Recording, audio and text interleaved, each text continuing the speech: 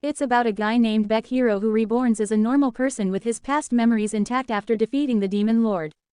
He puts his memories to use and writes a web novel depicting the story of his past life. In time, he lands a job at an entertainment company, working for the genius and intimidating CEO, Du Yanhua. And little did he know that his boss is none other than the reincarnation of the Demon Lord.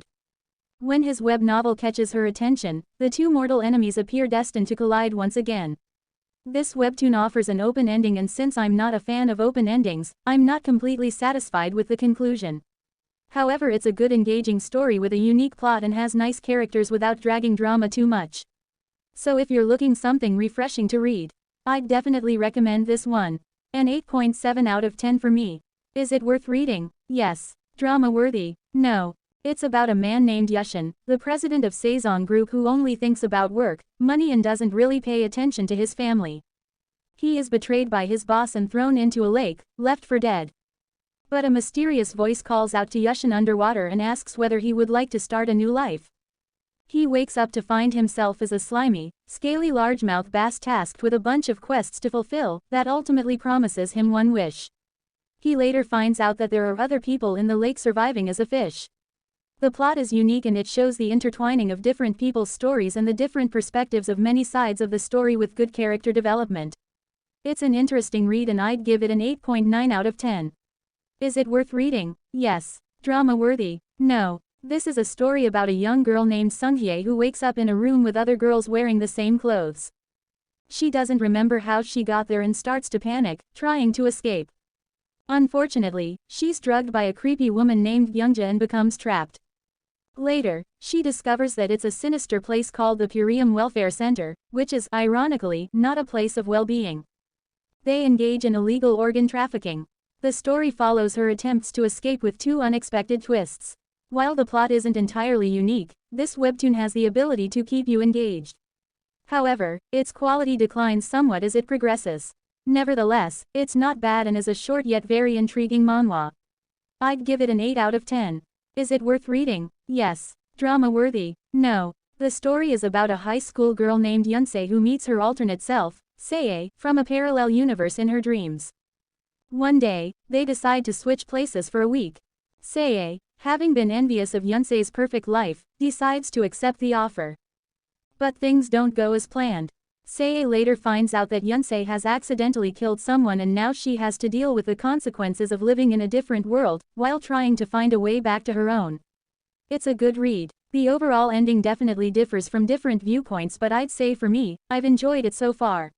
I'd give it a 7.8 out of 10. Is it worth reading? Yes. Drama worthy? No. The story revolves around the MC, Jason, who lives in the apartment alone. For a few days, a rotten smell has been coming from the apartment below where he lives. He decides to ignore it. But one night, when he was sleeping, the door of his room opened up slightly, and through the slight crack, a bloody severed head was looking at him. He freaks out and thinks it's just a nightmare until it happens again. He calls his friend, Junwon, to give him company, but his friend goes missing. And so, the mysterious horror story begins.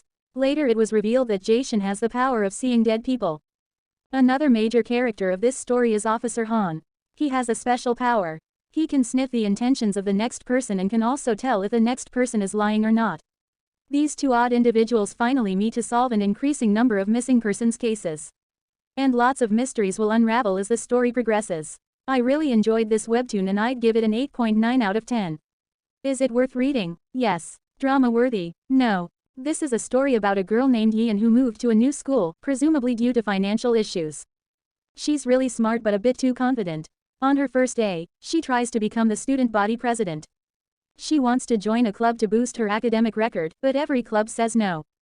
Finally, she ends up in the garden club, which is about to close because it doesn't have many members.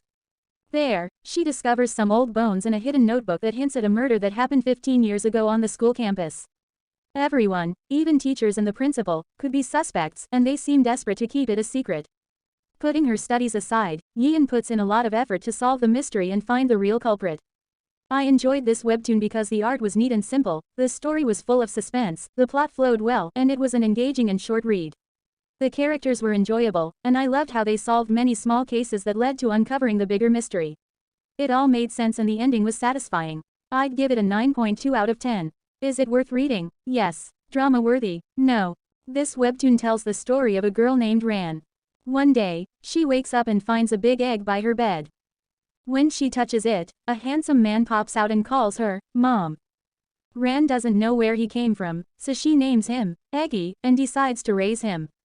She discovers that he's an Eggnoid from another world. Ran's family was killed by Eggnoids when she was little, but she can't remember it because of the trauma. With Eggy in her life, she will learn more about her past and her connection to the Eggnoids. I really like this Indonesian webtoon. It's heartwarming and has a good mix of drama and a love triangle. The sci-fi aspect adds something special, making it stand out from the typical high school romance stories. I'd give it a 9.3 out of 10. Is it worth reading? Yes. Drama worthy? No. The story is about Ina Yun, who got fired from her job despite working hard. She decides to visit the Moonlight beauty parlor, a place that offers late-night facial cleansing. There, she meets the handsome owner, Haiwon Seo, who's known for his amazing skills. Ina feels better after his treatment, and Haiwon, who usually has trouble sleeping, finds peace in her presence.